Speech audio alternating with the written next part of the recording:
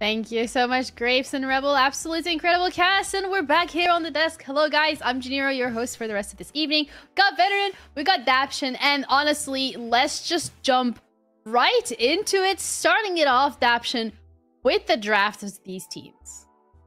Well, looking at Maryville's side, I was a little bit confused as to why they ended up going with a Karma draft when Yuumi isn't banned, because Yuumi is obviously in most of the scenarios a counter to Karma, and she can actually prevent the Karma from doing anything in the early game, and Karma having her first like 6 levels being a strong point in her as a champion is a little bit hard to deal with.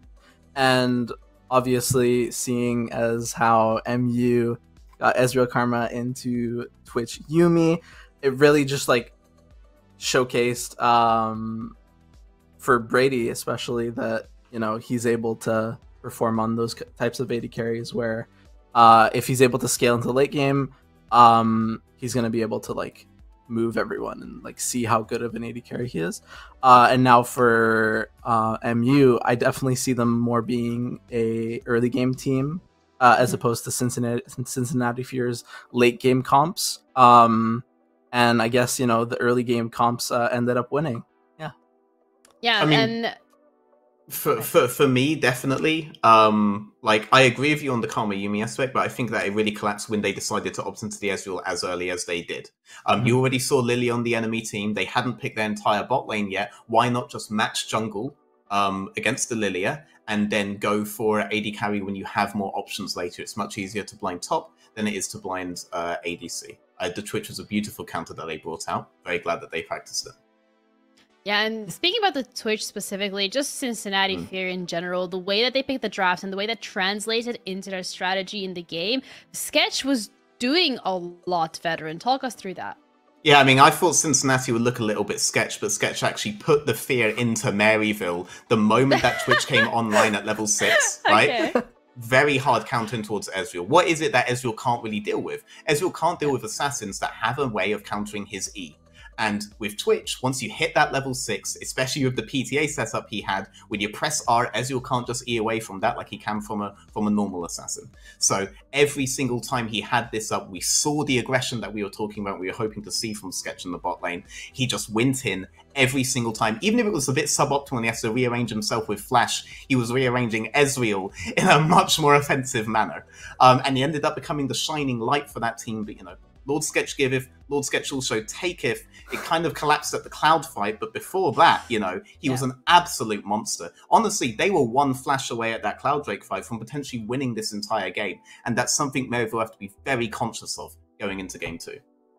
Yeah, and Daption, you mentioned it yourself, Maryville University, one of those teams that really like that early pressure. We saw it last week as well. They kind of lost their touch, but they came back swinging this time around. So, Daption, how did that early draft as well translate into the way that they played this game out specifically? Because there was a lot of early objectives that they were able to take.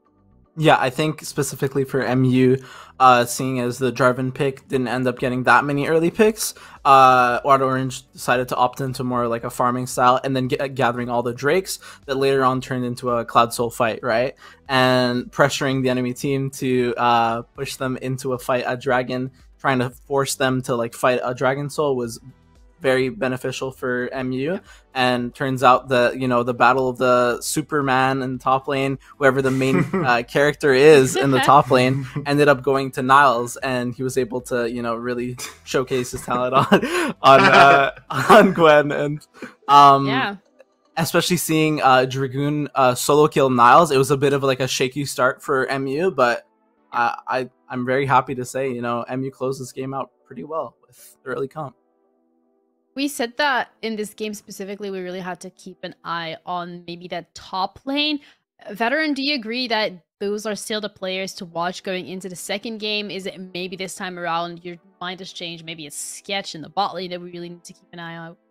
I mean, it's definitely being proven here that if you sketch an inch, he will take a mile. Like, they were very, very close to winning this game. Again, like, one potential flash and they might just have the entire game in their hands. I think they have to look to deal with this guy.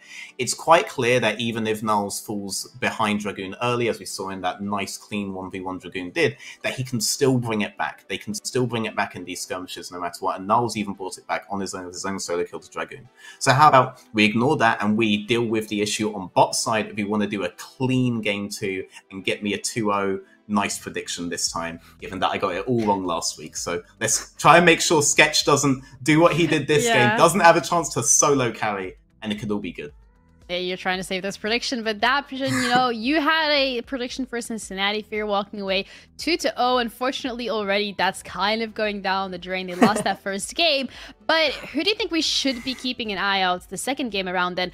What do you think Cincinnati Fear has to do specifically if they want to make sure that they get the next win on the board?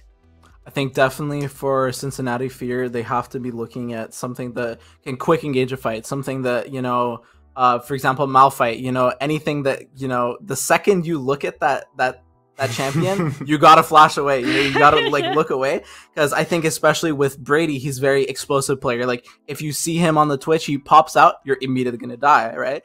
And if they put Brady in that kind of position to carry and you get a quick engage, I think that is the best solution for Cincinnati Fear to win. And then obviously for MU, it's gonna be more of a like slow fight and like gaining your ground. Yeah, pretty much it. I just want to give a quick shout out to Blaze. They only had a few team fights, but he was actually really good at setting them up on that Azir. So fully agree with the Malphite thing. If they can get more set up, they can win. Yeah, so I guess it's going to be a matter of what draft these teams are going to be comfortable going for.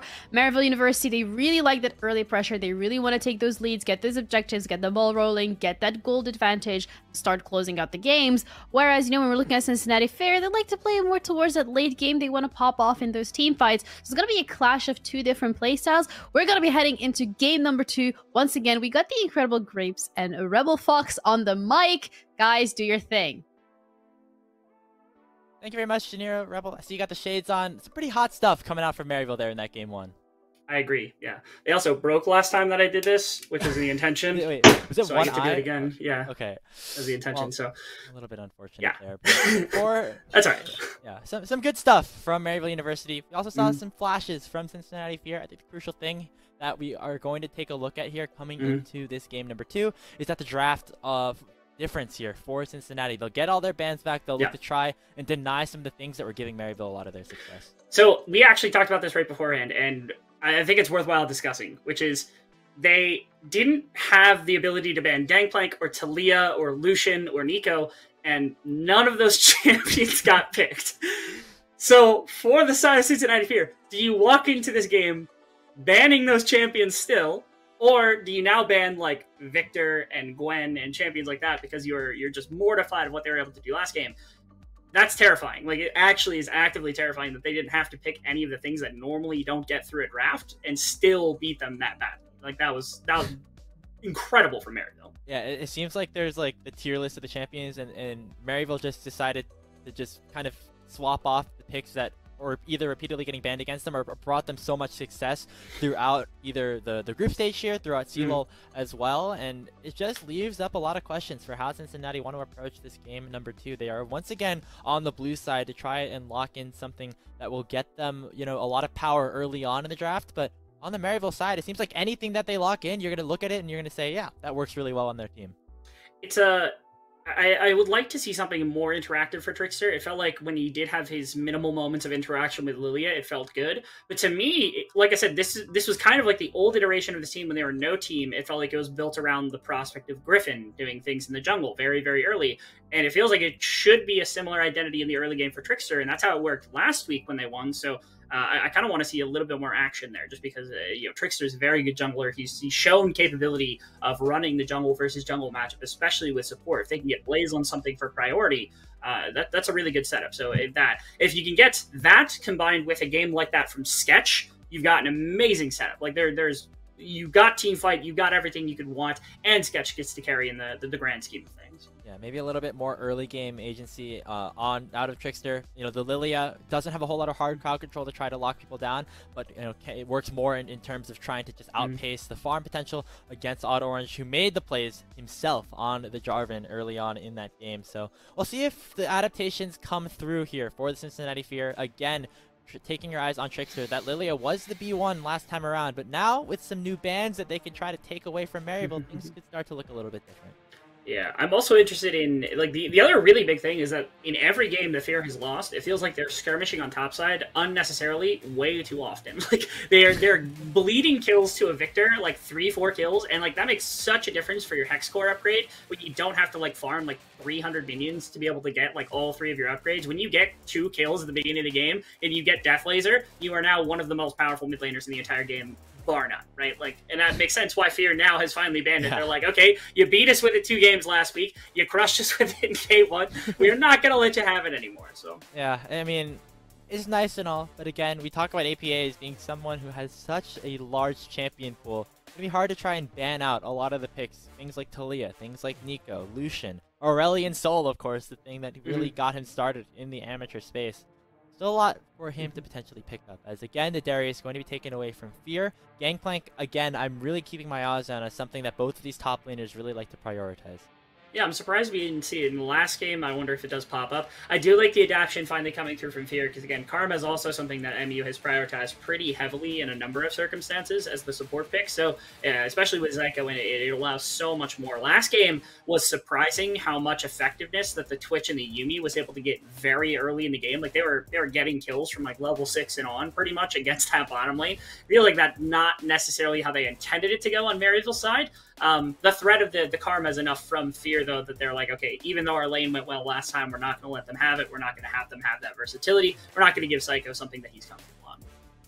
Yeah, and I think the Karma was such a heavily prioritized pick here for Zyko in the past couple of weeks when he's been playing in place of Shady here on this Maryville lineup. And, you know, they still have champions like the Renata that can potentially be taken away from Zyko here, but, you know, still a lot of different possibilities for Maryville right now. Like, actually, the Lilia taken away on the blue side here instead of, you know, another jungler here. So we're going to see Trickster piloting something different. You wonder if this means another Wukong ban for Maryville here on this third phase.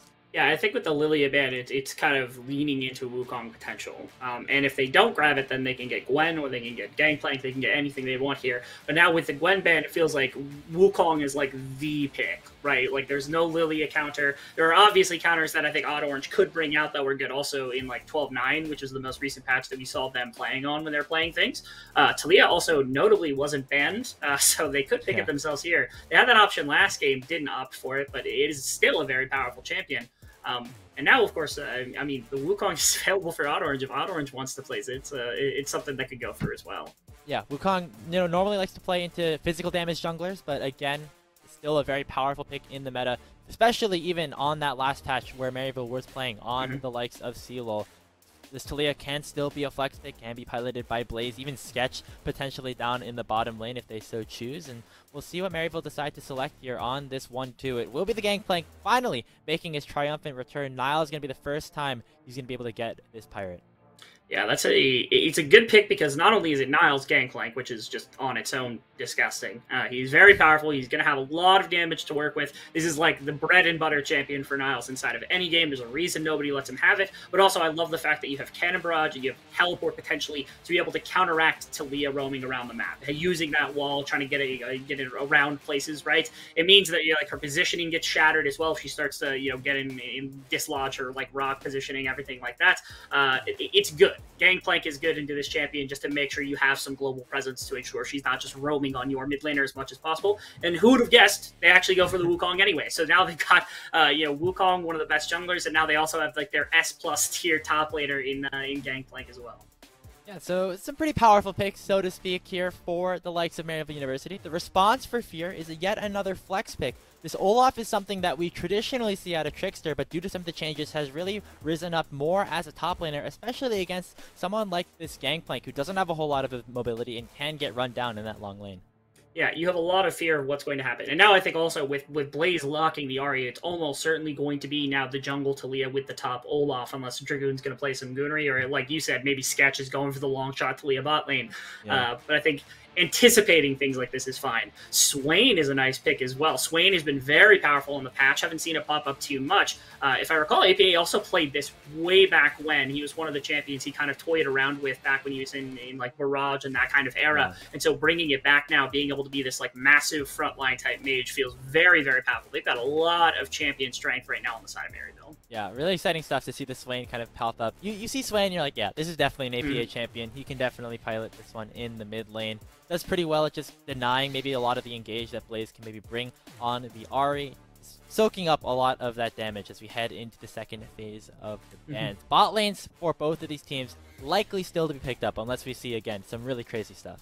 And the question, I guess, to me is like, okay, Swain turns on ultimate, Olaf turns on ultimate, he keeps auto-attacking, keeps getting resets for his ultimate, but he's in Swain's ultimate, so the two of them just live forever off of each other. Is that possible? Who wins? Yeah, Who it's just wins? an eternal, they're both like kind of taking life from each other.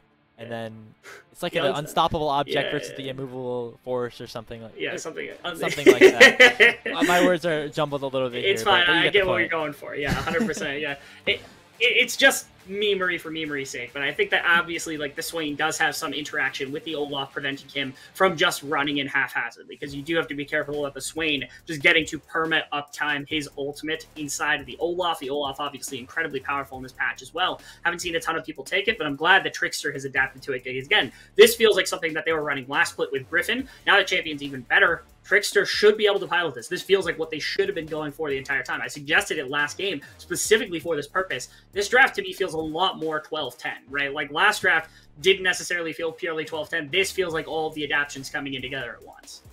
And Furious is going to need all the advantages of the durability patch to try and take down Maryville, force that game 3, and try to keep themselves in the running for that playoff berth. You know, Maryville played a lot of games on 12-9, maybe not as used to some of the changes that have started to unfold for themselves here on this new patch. But we're going to see the Azog Ezreal here again. Worked a little bit not in their favor last time around. Did get 2v2 killed a couple of times, and we'll see what Fear decide to respond with on this pick. Okay. Sketch going for the Jinx. I know previous to this, the Jinx had fallen off at least to some extent, but some people are still playing it just because, again, it was comfort for so long. And Sketch is one of those members. I think Jinx was one of, if not his best champion. He was really good on it, even despite its strength. I think he was just really good at it in general. Pairing it alongside the Tahm Kench makes a lot of sense too. This is like the OG lane. This is probably the best at the time. It's just comfort for Sketch. Also, playing it into Ezreal means you've got a bit of push to work with.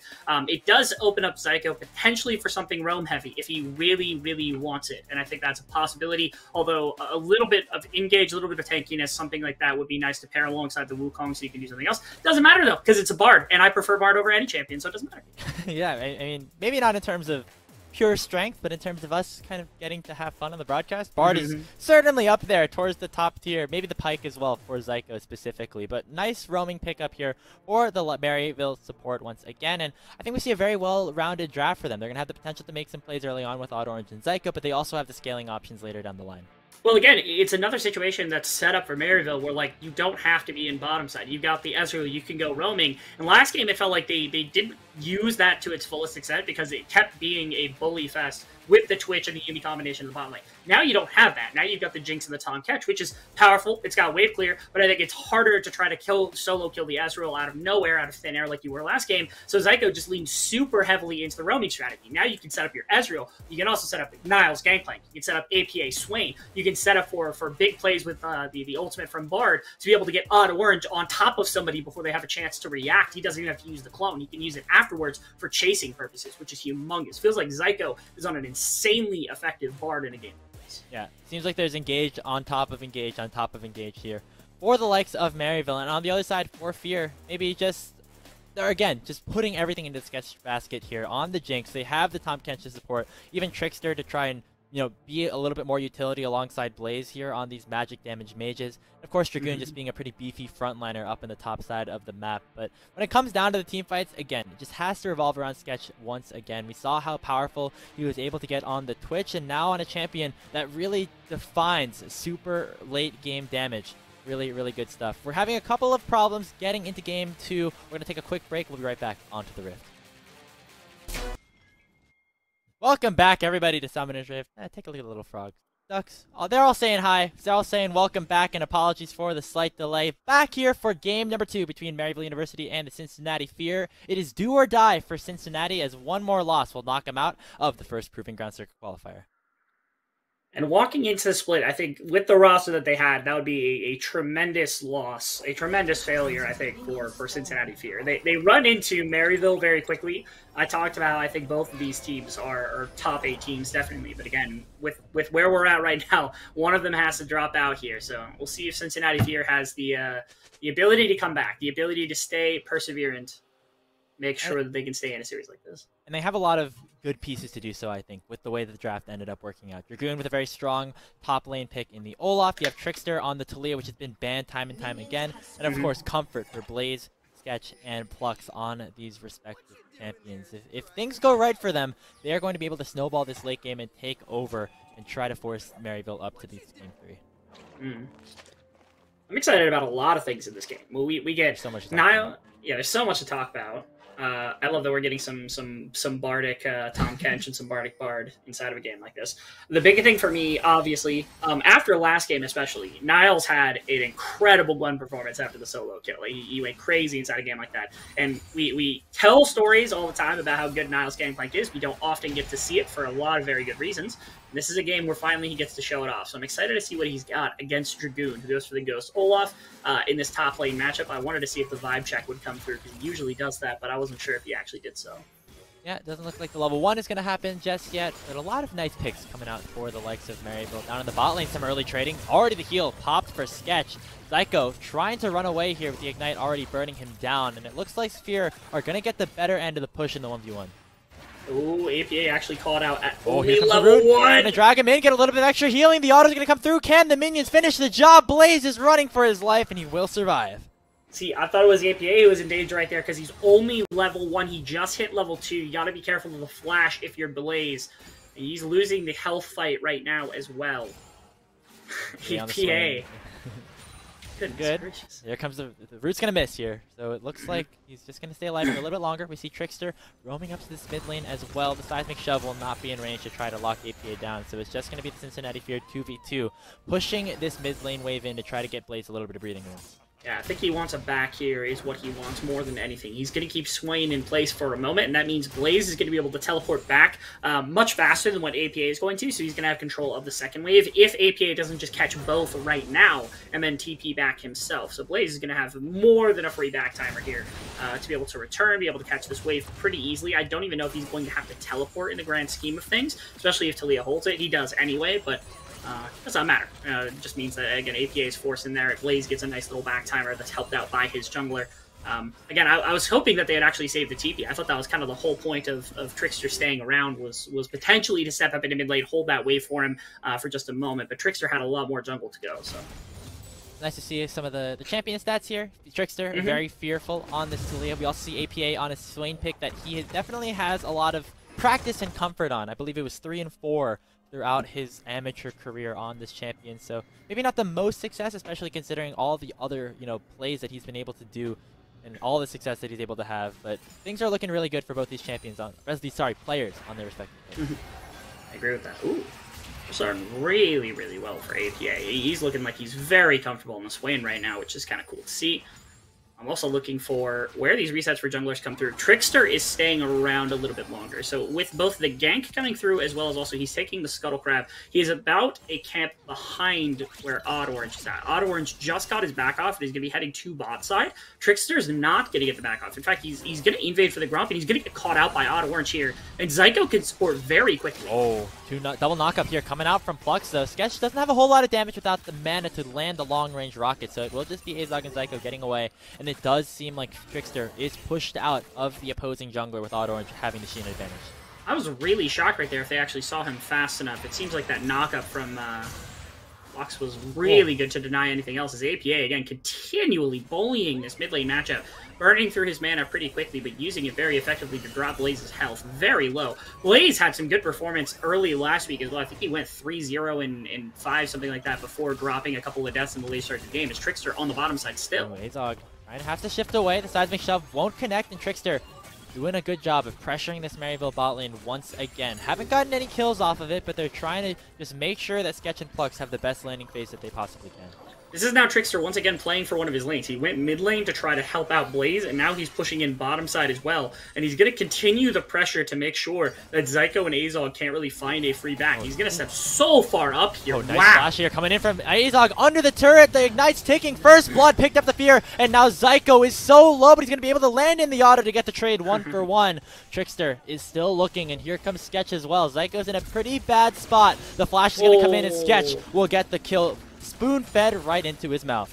I'm so confused about everything that happened here. Trickster hung around for so long. MU's bot lane, they needed to back off that wave, I think. And they attempt to get aggressive, and they get aggressive into Plux of everybody as well.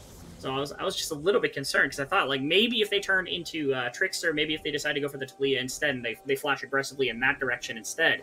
But Azog decided to try to pick off the Tom Catch. They do at least get that one kill. It goes onto the Swifty Boots. It goes into the Bard Fund around the map, so maybe he can start making a bit more of a map effect. And you can see what's happening here. Again, it was the attempted purchase of just a back timer for Sketch, which worked out in the grand scheme of things. And damage being dropped into Azog was really good. He still had flash at this point, so there's no real kill threat after the W missed. But they hung around because I think they expected Trickster to leave. And Trickster just kind of pushed the wave and then stuck around as long as he wanted, because, like, what are you supposed to do? Orange is just clearing to topside at the moment.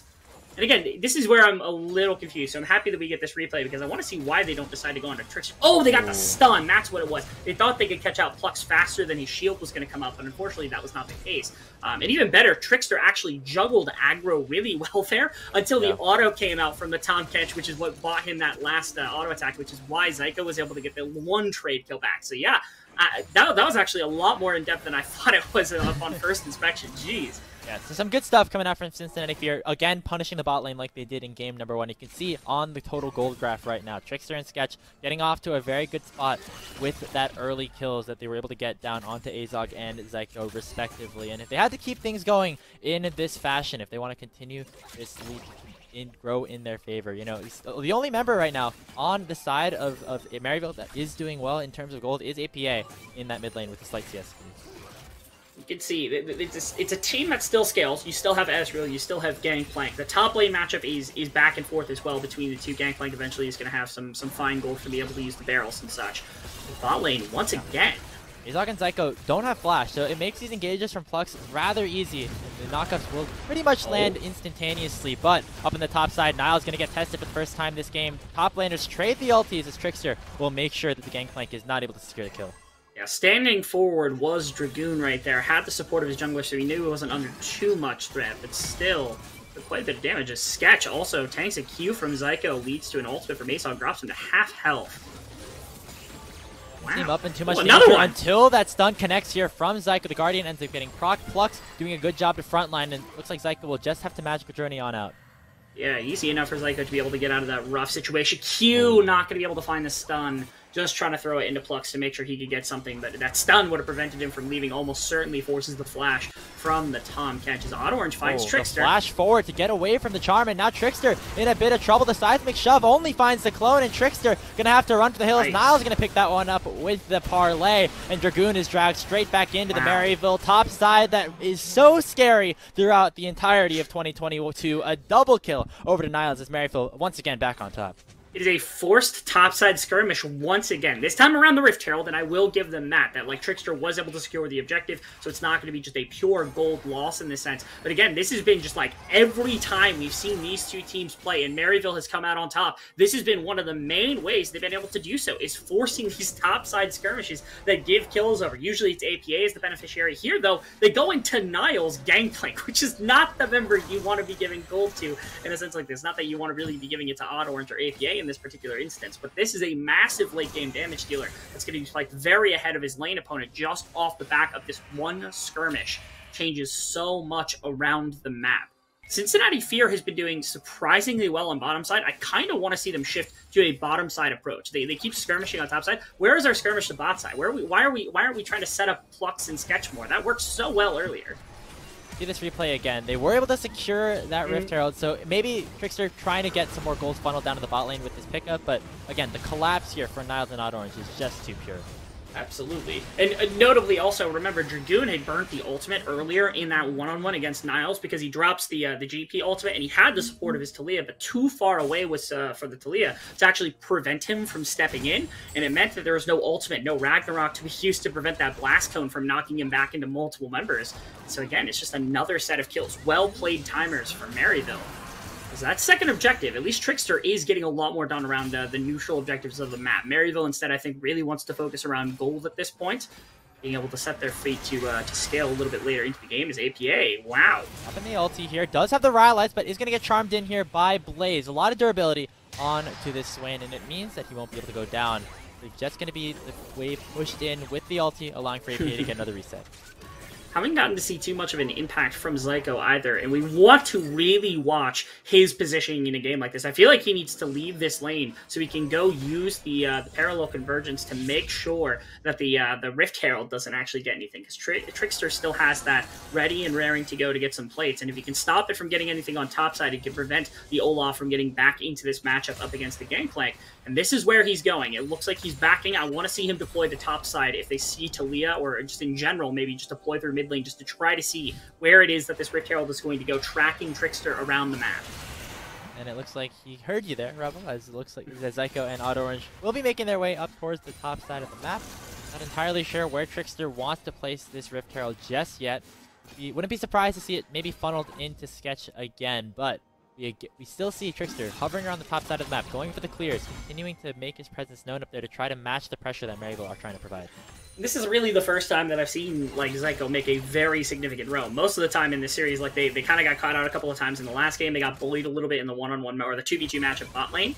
And then this game, again, this is the first real massive roam that he's had to make sure the defense against this Rift Herald is made as fast as possible. Looks like bottom side setup Trickster is going to be able to sneak in down there because they saw the Bard elsewhere on the map. So they're just going to defend the Rift Herald now. Zyko and Orange still here. Tempered Fate comes out. I believe it will cancel that Rift Herald proc, so no gold into the hands of Sketch. But now the fight is going to be underway. The charm comes in, and Zyko is the first to fall. But now, what can Odd Orange and Azog do onto the backside of this? The Blast Cone will get Trickster out, as the Rift Herald will try to get more damage in. Sketch going to get a big chunk of gold off of those plates, but it doesn't look like Maryville are able to capitalize off of any sort of punish. Ends up being like a pretty salvaged play for Cincinnati. It felt like the Fear right there were actually in pretty dire straits because, like, the Rift Herald doesn't actually get the charge up against the tower if you're able to kill that one off and lose nobody. Maryville's in full defensive top bottom side, and you lost your Rift Herald for nothing, but Rift Herald able to do significant damage, get a couple of plates off bottom side, and the kill going over is all very significant things. Going to the side of Fear, who also now set up Sketch. He has, a kill into his possession. Damage here onto Blaze. Again, looks like APA just gets still continuously closer and closer, trying to take down Blaze, and might need a little bit of help from Odd Orange, and it looks like he's going to get that right now. Here comes the crushing blow. The red buff is picking, and it will burn Blaze down to the ground. Trickster trying to make it a 1-for-1. The seismic shove not coming through just yet. The trade kill won't be picked up, as Odd Orange will be able to get out until the stun comes through. Salia getting another kill on the board. Very, very nicely played. And no aggression onto mid tower anymore either, as APA is going to get shoved off by Trickster. Gonna be able to survive here. Heal coming out with the unsealed scale spellbook. Gonna get a replay here to see what just happened. I know we had a bit of a spectator bug here. See how Odd Orange is able to go down here. Yeah, it looked like initially the Cyclone was going to get him out. Was this a... Oh, okay, I thought it was a W, but it was actually, a seismic shiv that had gone through, so... Alright, interesting. This was the rest of the play, because it looks like I think APA goes down in this game. It's no. The heal actually gets out Zyko. That was really nicely played by Zyko and APA, because they're up with the more. Rocket will come through, not enough to take down APA. Again, apologies for some of the slight technical delays that we're having here on our side. But overall, Rebel, looks like Cincinnati Fear are putting up a bit of a better fight than they did in game number 1. Yeah, this is it's a much more active Trickster, which is always what I like to see. Because again, early game advantages is very nice. Seems like the lanes aren't falling apart, nearly at all. Pretty much, APA hasn't picked up 4 random kills at the beginning of the game on a Victor. That's a pretty nice display as well. But again, this is reminiscent of what happened in the first game last week, when Maryville did drop to Fear. When Fear were able to take the win, it was a lot of control coming through from, not only was it Dragoon scaling, but also, again, Trickster doing quite a bit around the map to be able to take objective after objective, and he's done so once again. He's kind of putting pressure on the bottom side, simultaneously taking the Rift Herald, taking the Dragons in this game. It's been phenomenal to see. Maryville just hasn't had that same kind of response to it that they normally have. They haven't had the same number of kills really going into APA that they need to make things happen. In this case, again, like Niles Gangplank does have 2 kills. He's ready and raring to go to scale into the later stage of the game, but it's going to be a minute. And in that meantime, it feels like Cincinnati Fear actually has ways to fight back for once. We're going to have to see them continue to push the tempo here, Rebel, because, again, when you take a look at the scaling that Maryville has, they have 2 kills in onto Niles. They have Azog continuing to farm up, and APA getting so close to finishing off plays in some of these 1v1 matchups here. Here, again, they're going to have to use Trickster very, very well to try and set up more plays. Rift Herald spawning soon, Dragon up in another minute or so. These are the objectives where Fear are going to have to try and force the fights to try to send this series to a Game 3. Backs up against the wall. We'll see what they're actually made of. This is a team with a lot of people with experience, not just inside of the circuit, but inside of Proving Grounds in general. Most of them, if not all of them, have been there and done that at some point. Been inside of tournaments like this and made things happen. Need to make them happen now in order to make sure, and maybe this is something to happen as well as Niles. He does get shoved off of top tower. This should probably yield just top tower over to the Olaf because of the defense that Plux was having on the cover right here. Although the backing from both sides, actually. I wonder what they're setting up with this then. They just leave that. It feels like if they stayed, especially with Trickster and Sketch pushing for like topside control, it's been easy enough. Nice denial once again by Zyko. Herald was picked up there by Trickster in terms of just getting more objectives here for Cincinnati. So, unfortunately, was not able to give them that tower as Zyko was again in the right place at the right time with Tempered Fate. You can see them trying to continue to push for objectives. We see Dragoon actually not going for the reset and instead for now trying to work down this top lane tower. The response from Maryville will be taking this Dragon down on the bot side. So yeah, I prefer this a lot more. Earlier they were kind of moving Plux and Dragoon out of topside, and I thought maybe they were trying to call a Dragon, and then they realized they just had pure topside control and they could get a lot of gold in exchange for a Cloud Drake, and they're like, yeah, absolutely. Like, the Soul is not going to be a Cloud Drake. We're not that concerned, and they're probably going to want to fight us just as fast as possible. So right there, the ultimate from Plux having to be used. APA with the Rylai's is such a menacing thing, because if he hits you with a spell, you are stuck without a defensive tool to be burned. Now, heal, flash bolt available for Sketch, not under that much threat. But again, Plux burning the ultimate just seconds ago to make sure he wasn't going to get run down. As it is now 2.5, 3k gold lead almost coalesced for Fear. Again, this is much better position than they've been in for the last 3 times that they've played Maryville, where normally they're not doing well. They're giving up kills in the early parts of the game. Here, they're actually moving around really well, taking outer structures, doing great things to get this gold advantage as fast as possible. Yeah, and that's the front line of objectives all gone for Maryville University. That's 3 towers to none for Cincinnati Fear. They're continuing to make the rotations happen across the rift, and you see them now focusing again for some of these tier 2s. Sketch and Blaze down towards the bottom side of the map. They're trying to deny as much of the jungle and as much of these waves as they possibly can, making sure that that scaling doesn't come out yet from Maryville.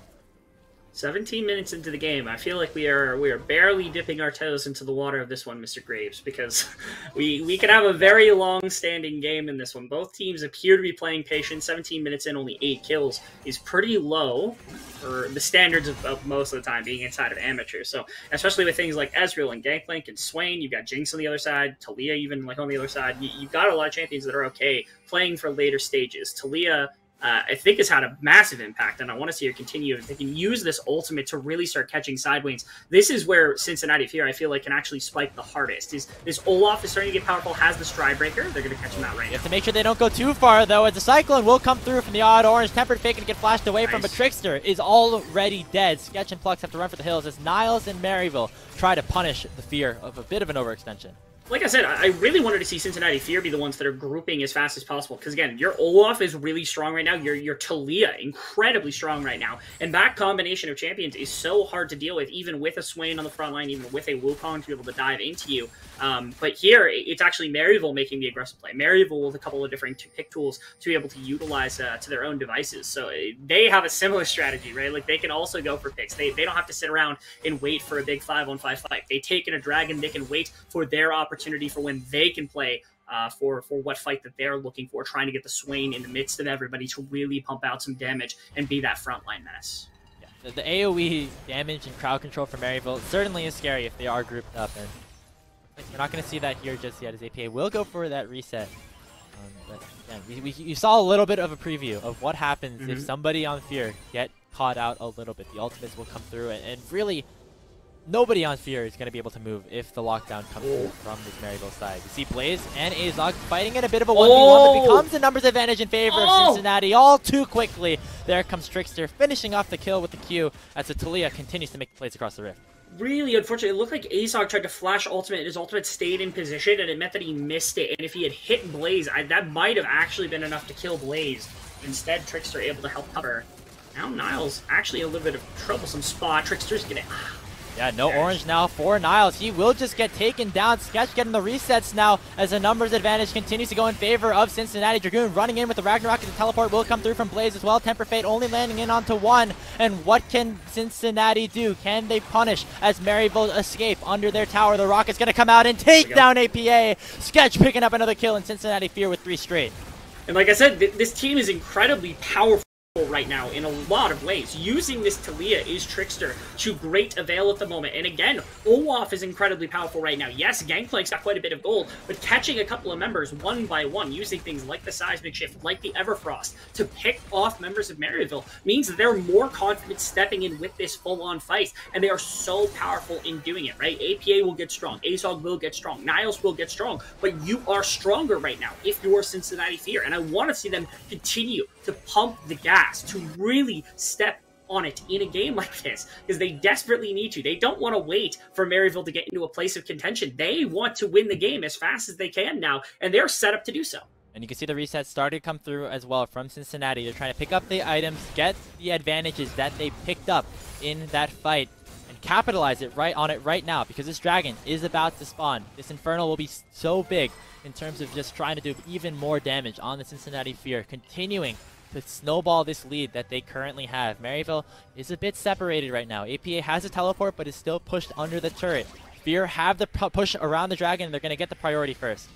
No temporal convergence, no ultimate from Ezreal either. Every other tool is available. There's summoner spells missing on both sides. Specifically, though, Azog is down the flash, so has to really be careful with that shift. APA spotted on the blue ward. Fear wants to walk away, doesn't want to get collapsed on from behind by that Rylai's Swain. Big damage coming out from Azog already as the dragon gets ticked down to about 4,000 HP. Trickster and Odd Orange looking to try and make this a 50-50 as Maryville get priority around the pit first with the zone control. It will be the Saints getting the Infernal, and it looks like they're going to try to escape here with Zyko onto the magical journey. Here, looking to try and capitalize, but they aren't going to be able to find any sort of engage. Ooh. Actually, quick. I love this from Fear. They ran into mid lane. That's all I could do. I was kind of hoping that they would, like, full-on pressure, because, again, I feel like they are the ones with the superior fight, and if they're prepared to play around those tactics, they still had just about every ultimate. The only one they were missing was Blaze's ultimate, which I think is workable inside of a fight like that, especially if they're tracking, like, Odd Orange didn't have Flash, so you're still waiting on the Ezreal ultimate as well.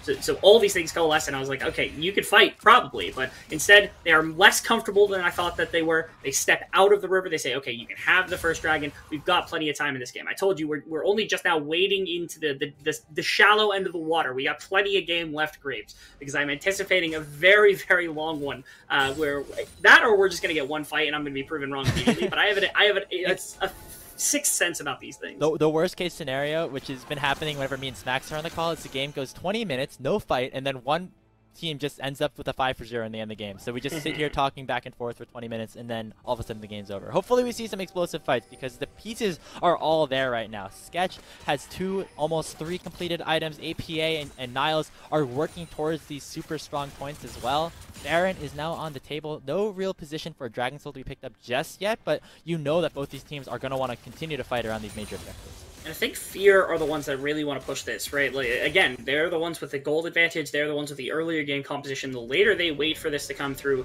the more items that this team gets on Maryville, and the worse that your team fight is going to get. The easier it's going to be able to blow up this Olaf or this Talia with a single barrel, or anybody else really on the team as well. So I want to see Cincinnati Fear actually be the ones leveraging a lot of this. Blaze almost got spotted out. That was a little rough for a second, but we're being chilling. No worries.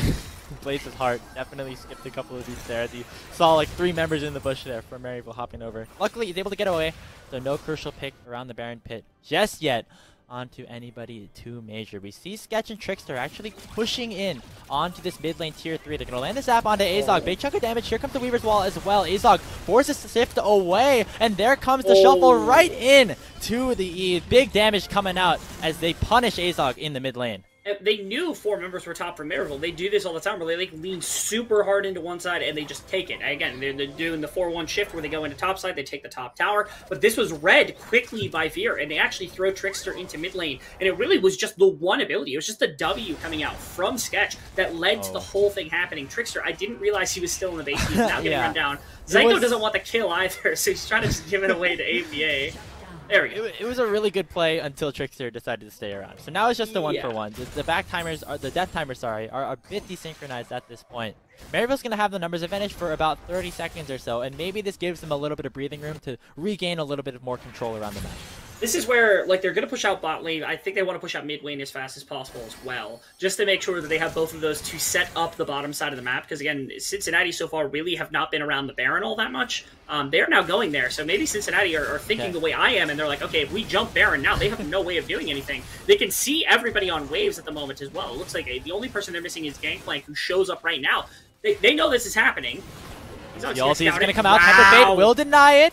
So it will be Maryville buying just a couple more seconds. Will a Miracle Steal end up coming through? Sketch picks up the major objective. And Cincinnati somehow, without their jungler, secure Baron Nashor 25 minutes. Down to 68 health as a barrel chain was coming in, but not able to make it happen, not able to have the steal as Fear with a very crucial shot call right there, making sure to punish Maryville. Again, they had a slight timer, like you were talking about, where there was no deployment from Trickster. They don't have a jungler. You're not anticipating them going right to the neutral objective. You want to set up mid, you want to set up bot, you want to set up for your 3rd dragon so you can work towards this Infernal Soul. And again, Fear, now twice in a row, really reading the mind of Maryville, knowing their opponent extremely well, to punish first with that mid lane play with the Talia, and then afterwards to go right beeline for the Baron. That's incredible stuff. It shows a lot of our teams, like when they organize, like these are players that didn't even have one. They were no team last year, right? But like you can see what kind of a difference that makes in just one split's time. Yeah. It's the same play. They punished the one member sitting in the mid lane as the rest of Maryville try to stack in the side. Now it's Cincinnati Fear with the Baron buff pushing in onto the first inhibitor of the game. They're going to pick that one up, and there's no stopping Cincinnati at this point. They can continue to go for the base. Cannon Barrage comes out. Finally, Maryville return to the scene of the crime, and now they're going to try to look for the engage. First Nexus Tower goes down. Niles chunked about half HP, and he's getting really low. Forced to flash away. Dragoon picks up the kill with the axe. Audor is trying to get a play, but Pluck sees Sketch right back up, keeping him alive. Tempered Fate only going to land in onto 2, and crucially, Sketch still raining hell all onto the side of Maryville. It's a 2v5 right now. Only one Nexus Tower stands between Cincinnati and the game 3. Wow, I think that's just going to be it right there. The wall is going to slow them enough. Azog might be able to guess what? But the Nexus is exposed. How much damage can this Ezreal do? The Nexus is so low, and Cincinnati will be able to secure it just barely. We are going to a game 3, ladies and gentlemen. Oh my goodness, what a back and forth between the two. It's Cincinnati Fear finally. They strike at the beginning of the game. Trickster run things from moment 1, and again, punishing the kind of, I guess, what would be predictable moves that Maryville were making in a lot of the other games, and punishing them within previous iterations that were punished super heavily this time by Fear. Whoever came up with that, and Julius, I think, is their coach. Incredible stuff to be able to come out in a game like that and be able to give that kind of insight to punish with your team. That was really amazing shift from the side of Cincinnati Fear that kind of takes so much out of Maryville, right? They want to take this in a 2-0 very quickly. Now, they're right back on the block. Both teams, one game remains. One of them will drop out right here and right now. I guess side selection to Maryville, but goodness gracious, what a stressful time. That was a crazy set of events right there. And I think that was the best that we've seen Cincinnati Fear look all season long. They really seemed coordinated throughout the game, and they punished something that I think Maryville has been trying to kind of take advantage of over and over again throughout all their games, throughout their entire season. And, Cincinnati, they saw right through the plan. They adapted from game number 1, and they were able to punish and take that victory, now only one map away from making their way up into the top 8. Super, super close, both these teams. I talked about it. I've said it a number of times. I think they're both top 8 teams. They both have reason to be in just as high up in the tournament as you could go. But man, one of them falls here and now. It's going to be upsetting to see one of these two teams not be able to make it further in the tournament. And how important is this? Once again, trying to set up to get to top 6, trying to set up to make sure you don't have to play one of those academy teams or even just qualify in general. Jeopardy is going to be had if you don't make this top 8. This is such a vital thing for the points inside of the PG qualifiers. What will the response from Maryville University be? Again, we've seen for the past couple of times that they've really been challenged, that they're able to take the first game of the series well, and then they seem to falter a little bit after that. Going to try to stem that bleeding right now as we head into game 3. Going to send it over to the desk to break down game number 2. Janiro, take it away.